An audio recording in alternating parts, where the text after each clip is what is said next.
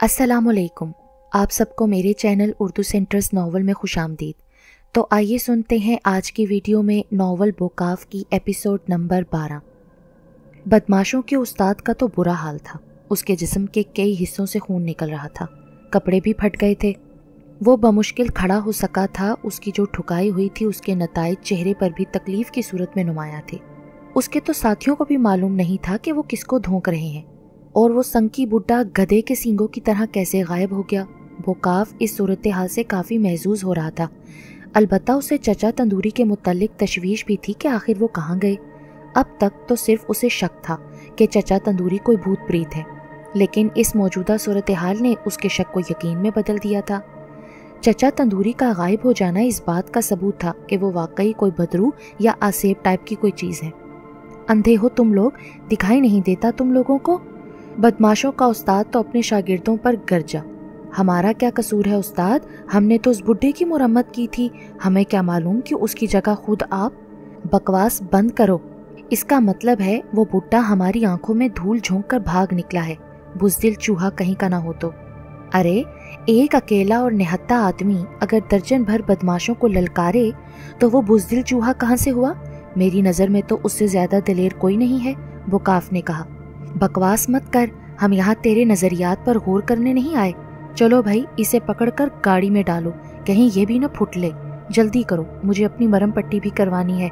उठाओ इस मस्टंडे को, ले चलो ताकि इसे किंग कॉन्ग के दरबार में पेश किया जाए। किंग कॉन्ग का दरबार? क्या वो कोई बादशाह है? हाँ, बेताज बादशाह। बोकाफ को करीब ही खड़ी एक वैन में डाला गया। फिर सारे बदमाश उस वैन में सवार हुए और थोड़ी ही देर बाद वैन स्टार्ट हुई और धुआं उड़ाती हुई आगे बढ़ गई। खैराती होटल का काउंटर उस वक्त कमजोर दिल हजरात के लिए काफी नुकसानदेह साबित हो सकता था। शब्बन खैराती का पूरा जिस्म सफेद पट्टियों से ढका हुआ था। ठीक ठाक उसकी मुरम्मत हो चुकी थी। बकौल डॉक्टर के जिस्म के कई हिस्से काबिले रहम हो गए हैं। शब्बन खैराती उस हालत में भी घर जाने की बजाय होटल आ पहुंचा और अब वो खामख्वाह का तमाशा बन रहा था। काउंटर के पीछे से वो एक मम्मी की तरह दिखाई दे रहा था, जिसे हजारों साल बाद ताबूत से निकाला गया हो। उसके होटल में काम करने वाले दोनों लड़के यानी माटे और छोटू तो पहले पहल उसे देखते ही डर के मारे चीख पड़े थे। बड़ी मुश्किल से उन्हें यकीन दिलाया शब्बन मियाँ ने कि वो शब्बन है। वो काउंटर पर खड़ा हुआ था कि उसकी आंखें खुद ब खुद दरवाजे की तरफ उठ गईं, और फिर जो कुछ उसकी आंखों ने देखा वो उसका खून खुश्क कर देने के लिए काफी था। दो आदमी दरवाजे से अंदर दाखिल हुए और बड़े स्टाइल से चलते हुए काउंटर की तरफ बढ़े। शब्बन ने दूर से ही अंदाजा कर लिया कि इनके तेवर खराब है। या अल्लाह रहम। शब्बन मियाँ को कुछ ना सूझा तो फौरन ही काउंटर के नीचे छुप गए। बाहर आओए, कानून से छुपता है? उठ, चौकटा तो दिखा अपना। कानून? अरे बाप रे! इसका मतलब ये था कि आने वाले सिविल कपड़ों में दरअसल पुलिस वाले थे, और उनसे छुपकर शब्बन ने वाकई अपने ताबूत में आखिरी कील ठोंक ली थी। कौन है तू और हमें देखकर छुपा क्यों है? एक पुलिस वाले ने काउंटर पर जोर से मुक्का मारते हुए पूछा। और ये तूने हुलिया क्या बना रखा है? इसने लगता है कोई भयानक जुर्म किया है, दूसरे पुलिस वाले ने कहा। हाँ भाई, क्या तू मिस्र के एहराम से फरार होने वाली मम्मी है? नहीं नहीं। अच्छा, तो फिर तू मिस्र से फरार नहीं हुई, बल्कि कोई और तुझे उठा कर लाया है? नहीं नहीं। अच्छा, तो फिर तू अपने अजायब घर की देसी मम्मी है? जनाबे आली, ये मम्मी नहीं है बल्कि डैडी हैं, 5 बच्चों के डैडी। छोटू आगे बढ़कर अंदर मुदाखलत करने लगा। ओए तू चुप कर, कानून के मामले में दखल अंदाजी करता है? इतने छित्तर मारूंगा ना कि तू याद करेगा। हाँ भाई, तो बता। नहीं, मैं अपने मुल्क की देसी मम्मी भी नहीं हूँ। तो फिर बता, तूने कौन सा जुर्म किया है? अरे मैंने कोई जुर्म नहीं किया। तो तू देखकर हमें छुप क्यों गया? मुझे क्या मालूम कि आप पुलिस वाले हैं? वर्दी तो है नहीं आपके जिस्म पर। हमारी वर्दियाँ ड्राई क्लीन होने गई हैं। तो फिर खुद बता दीजिए, मेरा क्या कसूर है? कुछ बदमाश मेरे पीछे पड़ गए हैं, उन्होंने ही मेरी ये हालत की है। आंखों के अलावा जिस्म का कोई हिस्सा नहीं बचा, हर जगह से छिला हुआ हूँ। अरे तू है ही तो इतना मोटा, किसी ने आलू समझकर छील दिया होगा तुझे। पुलिस वाला हंसा। आप ठीक कह रहे हैं। आप लोग होटल में दाखिल हुए तो मैं जब भी यही समझा कि 2 बदमाश और आ गए मुझे छीलने। क्या तूने हमें बदमाश कहा? नहीं जी, मैंने बदमाश कहा नहीं, मैं तो अपना ख्याल बता रहा था। पहले जरा अपने ख्यालों से हम तुझे आगाह कर दें, फिर सुनते हैं तेरे ख्याल भी। ये कहकर पुलिस वाले ने दांत पीसे और गुस्से के आलम में काउंटर के अंदर कूद गया और फिर आलू छिलने लगा। पर्दे के अकब से 2 आदमी बरामद हुए। उनमें से एक काफी नुमाया दिखाई दे रहा था। हकीम तोलानी के चीखने की वजह ये थी कि उन दोनों के सरों पर सींग थे। चचा तंदूरी कड़ी नजरों से आने वालों को देख रहे थे। फिर वो दोनों करीब आ गई। हकीम तोलानी चचा तंदूरी के पीछे जा छुपे। डरने की कतई जरूरत नहीं है, हम जिन जरूर हैं, लेकिन आपसे ये मुलाकात कतई दोस्ताना माहौल में हो रही है। डर कौन खबीस रहा है बे? चचा तंदूरी ने कहा। आपका साथी। तुम लोग जिन हो? हाँ जनाब, मेरा नाम कमाका है और मैं अपने कबीले का सरदार हूँ। इसका नाम कालान है, ये भी मेरे ही कबीले से ताल्लुक रखता है। अच्छा तो ये बताओ हम दोनों हैं कहाँ और कहाँ गए वो सारे बदमाश? जनाबे आली, आपको तो उस फड्डे से निकाले हुए पूरा एक दिन गुजर चुका है, आज तो दूसरा दिन है। हैं? चचा तंदूरी ने आंखें मटकाई और अपने पेट पर हाथ फेर कर बोले, जभी तो मैं कहूँ कि भूख के मारे बुरा हाल क्यों हो रहा है। क्यों हकीम साहब, तुम्हें लग रही है भूख? खाने पीने की तो आप बिल्कुल फिक्र ना करें, आप जिस चीज का भी ऑर्डर देंगे वो फौरन हाजिर हो जाएगी। ओह, तो कोई फिर गजलें सुनने वाला भी मिल सकता है? हकीम तोलानी की फौरन आंखें चमक उठी। क्या मतलब? इन्हें एक बीमारी है, हालांकि ये खुद हकीम है, लेकिन इस बीमारी का कोई इलाज नहीं है। ओह, अगर ये बीमार हैं तो फिर तो इन्हें आराम करना चाहिए। मैंने अपने खादमों को सिर्फ आपको लेकर आने के लिए भेजा था, लेकिन वो इन्हें भी उठा कर ले आए। मैंने उनसे वजह पूछी तो खादमों ने बताया कि जहां आप लोग मौजूद थे वहां इतनी उधम धाड़ हो रही थी कि वो घबराहट में फैसला नहीं कर पाए कि आप दोनों में से चचा तंदूरी कौन है। चुनाचे वो आप दोनों को ही उठा कर ले आए। बहुत अच्छा किया। एक और ख़ास बात भी हुई। कमाका मुस्कुराया। वो क्या? मेरे खादमों ने उन्हीं बदमाशों का एक बंदा आगे भिड़ा दिया था। मेरे ख्याल से आपकी जगह वही बेचारा पिटा होगा। अच्छा आप ये बताओ कि हमें यहाँ लाने का मकसद क्या है? आप लोग पहले खाना वगैरह खा लें, उसके बाद बाकी बातें होंगी। आइए। ये कहकर कमाका ने आगे पर्दा हटाया। उधर कालान ने बड़े अदब से चचा तंदूरी और हकीम तोलानी को चलने का इशारा किया। पर्दे के दूसरी जानिब का नज़ारा देखकर तो दोनों की आंखें फट गईं। ये एक काफ़ी बड़ा कमरा था जिसमें एक तवील दस्तरख्वान बिछा हुआ था। उस दस्तरख्वान पर तरह तरह की डिशें, मिठाइयाँ, तरह तरह के फल, फ्रूट, मेवे सजे हुए थे। चचा तंदूरी और हकीम तोलानी तो मबहूत होकर दस्तरख्वान को घूर रहे थे। आप दोनों बैठें और खाना शुरू करें। अगर किसी चीज़ की कमी हुई तो हमें बेतकल्लुफ़ होकर बताएं, हम हाजिर कर देंगे। कमाका ने कहा। कमी? इतना खाना तो शायद ज़िंदगी भर में भी नहीं खाया होगा। इतना खाना? आप मजाक कर रहे हैं ना? चलिए शुरू हो जाइए। आप दोनों भी आइए ना। नहीं, हमारी ये सब खुराक नहीं है। दोनों ने सर हिलाया और भूखों की तरह खाने पर टूट पड़े। इतना लजीज और उम्दा खाना जिंदगी में कभी नहीं खाया था। मालूम नहीं ये जिन हजरात कहाँ से पकवा कर लाए थे। फ्रूट भी आला किस्म के थे, ऐसे फ्रूट जो सब्जी मंडी का रुख किए बगैर ही बैरूने मुल्क रवाना कर दिए जाते हैं। खाने से अच्छी तरह फरागत के बाद उन दोनों को एक तीसरे कमरे में लाया गया। यहाँ नफीस किस्म के सोफा सेट रखे हुए थे। चचा तंदूरी झट से सोफे पर ढेर हो गए। सोफा इतना आरामदेह था कि वो उसमें धंसते ही चले गए। हकीम तोलानी ने भी फौरन ही उनकी पैरवी की। दोनों जिन भी उनके मुकाबिल बैठ गए। तुम लोगों की वजह से एक अहम बंदा मेरे हाथ से निकल गया। चचा तंदूरी को फिर कुछ याद आया। अब ना जाने वो कहाँ होगा। कौन था वो? उसकी वालदा का नाम बताएं, हम उसे यहाँ ले आएंगे। एक बुजुर्ग ने खुद उसका नाम ही बता दिया। यही बड़ी बात है। वालिदा का नाम कैसे बताऊं? बुजुर्ग?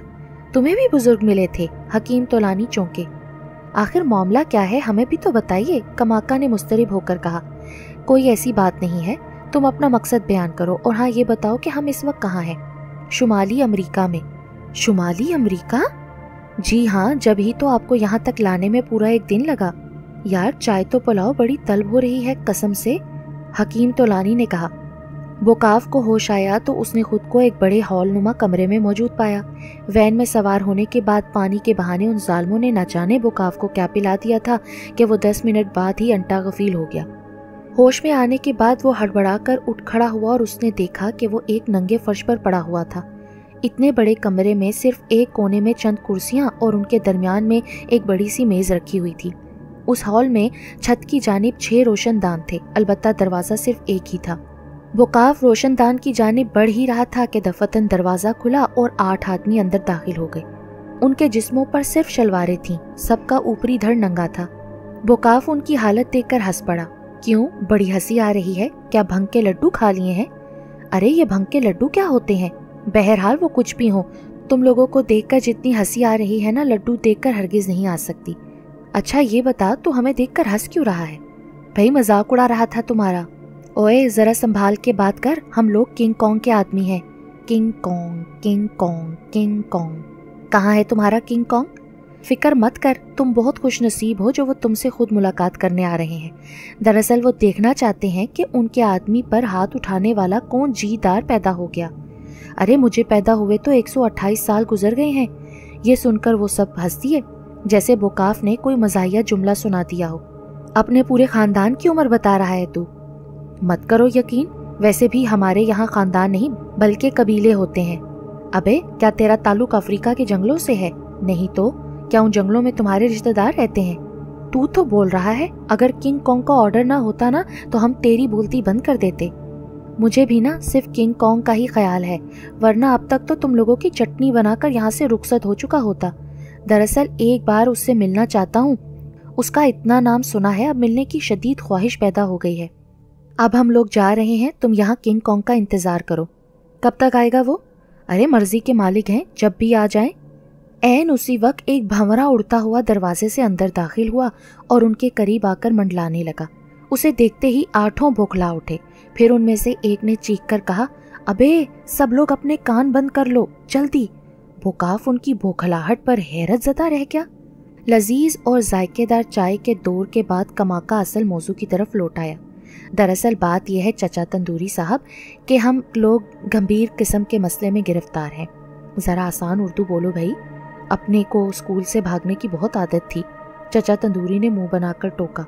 अच्छा, कहने का मकसद है कि हम लोग एक मुश्किल में फंस गए हैं। जिन होकर भी? हकीम तोलानी ने कहा। हम आसमान से थोड़ी उतरे हैं, आप लोगों ने हमें पता नहीं क्या तस्वुर कर लिया है। कालान ने बोला। खैर खैर, अच्छा फिर? हमने अपने शहंशाह जिन्नात से राब्ता किया तो उन्होंने बताया कि सिर्फ चचा तंदूरी ही यह मसला हल कर सकते हैं। अरे वो मुझे कैसे जानते हैं? ये मैं क्या जानूं? अलबत्ता उन्होंने बताया था कि आप शमूला नामी एक खौफनाक किस्म की बला को भागने पर मजबूर कर चुके हैं। वो आपकी बहुत तारीफें कर रहे थे। अमे वो भी कोई बला थी? बहरहाल अब मैं आपको मसला बताता हूँ। ये कहकर कमाका ने कालान के साथ पेश आने वाले वाक़ये की तफसील सुना डाली। उस दौरान में चचा तंदूरी का चेहरा तो सपाट था, अलबत्ता हकीम तोलानी का मुंह बार बार खुल और बंद हो रहा था। बदरूहें, जिनके बारे में शायर ने कहा है कि साफ छुपते भी नहीं, सामने आते भी नहीं। हकीम तोलानी ने कहा। माफ कीजिएगा, मेरा ख्याल है कि शायर ने ये शेर अपनी महबूबा के लिए कहा है। कालान ने कहा। एक ही बात है बे, बाज महबूबाएं किसी तरह भी बदरूहों से कम नहीं होती। जान से चिमट जाए ना तो फिर कम से कम दर्जन भर दीवान छपवा कर ही उनसे पीछा छूटता है। आपका मतलब है कि इतने दीवान शाया होने के बाद शायर की मोहब्बत खत्म हो जाती है? अरे वो बेचारा तो खुद ही खत्म हो जाता है। इतने दीवान शाया होने के बाद कौन जिंदा रहेगा? फिर चचा तंदूरी हकीम तोलानी से कहने लगे, चलो उठो, अब तुम बदरूहों को अपनी गजलें सुनाना। हकीम तोलानी ये सुनकर चौंके और गौर से चचा तंदूरी की तरफ देखने लगे। सब ने ही फौरन अपनी अपनी उंगलियां कानों में ठूंस ली। भांवरा अब भी उनके गिर्द मंडला रहा था और वो लोग खौफजदा अंदाज में गर्दन घुमा घुमा कर उसकी तरफ देख रहे थे। ये तुम लोग क्या कर रहे हो? बोकाफ ने कहा। अबे तुम्हें नहीं मालूम, ये कमबख्त कान में घुस जाता है, तुम भी कान बंद कर लो। अरे घुसने दो, ये इतना सा जानवर क्या करेगा? कितने बुज़दिल हो तुम लोग भी। इत्तफाक से वो भांवरा फिर वापस दरवाजे से होता हुआ कमरे से बाहर निकल गया। तमाम बदमाशों ने इत्मीनान का सांस लिया। बोकाफ कहने लगा, बस रहने दो तुम लोग अपनी अकड़फू, इतने से कीड़े ने तो हवा निकाल दी तुम सबकी। लो भाई, किंग कॉन्ग आ गई, किसी के मुंह से निकला। ये सुनकर बोकाफ का चेहरा तन गया। चचा तंदूरी और हकीम तोलानी को गार के कुशादा दहाने के करीब तन्हा छोड़ दिया गया। कालान और कमाका वहां से हटकर काफी फासले पर खड़े हो गए। चचा तंदूरी ने 90 तुले कदम आगे बढ़ाए तो हकीम तोलानी ने उनका बाजू थाम लिया। वो फौरन ही मुड़े और हकीम तोलानी की तरफ इस्तेफामिया अंदाज में देखने लगे। अरे कुछ सोच समझ तो लो तंदूरी, क्या अपनी मौत को खुद दावत दे रहे हो? अरे मौत की बात ना करो हकीम साहब, वो तो हर सूरत में आकर ही रहेगी। जैसे जिस्म में सांस है वैसे ही जिस्म को मौत भी है। अरे परदेस में आकर तो चचा तंदूरी तुम बड़ी फलसफियाना बातें कर रहे हो। मेरा तो ये मतलब था कि गार में कदम रखने से पहले अच्छी तरह सोच लो, ऐसा ना हो कि ये हमारे लिए कोई साजिश हो। अम्मा, हम नूरस कस्बे में रहने वाले 2 टके के लोग हैं, कोई हमारे लिए क्या जाल बिछाएगा? मैं तो नहीं हूँ 2 टके का। حکیم تولانی تو برا مان گئے۔ اچھا بھائی چلو پھر بھی میری طرف سے اپنے لیے 1 ٹکا اور بڑھا لو، جاؤ کیا یاد کرو گے؟ ارے بالکل دھوتر مچھلی کی طرح شکل ہو رہی ہے تمہاری، اور پھٹکار بھی، کیونکہ وہ تو اضافی معاملہ ہے تمہارا۔ بس کرو چچا تندوری، چلو اب اندر چلو، نہ جانے کیوں مجھے اپنی بیوی کی بہت یاد آ رہی ہے۔ یہ کہہ کر چچا تندوری نے غار میں قدم رکھ دیا۔ چچی نے واقعی پورے محلے میں کوہرام مچا رکھا تھا۔ رات بھی چچا تندوری گھر سے غائب رہے تھے اور دوسرا دن گزرنے کے بعد بھی اب تک ان کا کہیں پتہ نہیں تھا۔ چچی نے جیسے تیسے رات تو گزار ہی لی تھی، لیکن آج صبح صبح ہی محلے بھر میں ہر ایک سے ان کے بارے میں پوچھتی پھر رہی تھی، لیکن ابھی تک کسی قسم کا کوئی سراغ نہیں مل سکا تھا۔ اس کی وجہ یہ تھی کہ ہر کوئی لا علم تھا، کسی نے بھی چچا تندوری کو کہیں آتے جاتے اور کسی سے ملتے ملاتے نہیں دیکھا تھا۔ البتہ مشورے ایک سے ایک مل رہے تھے۔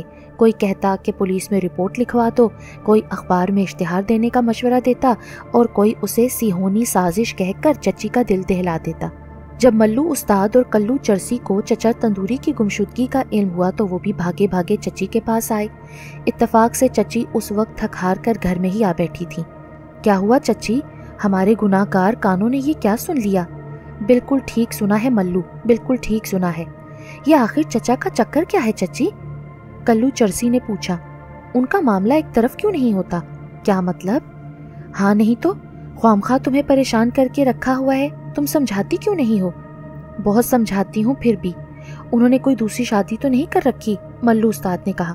ارے تمہارے منہ میں خاک، نہیں کر رکھی۔ ان کا کسی سے نین مٹکا تو نہیں ہو رہا؟ کلو چرسی نے بھی پوچھ لیا۔ تمہارے بھی منہ میں خاک، نہیں ہو رہا۔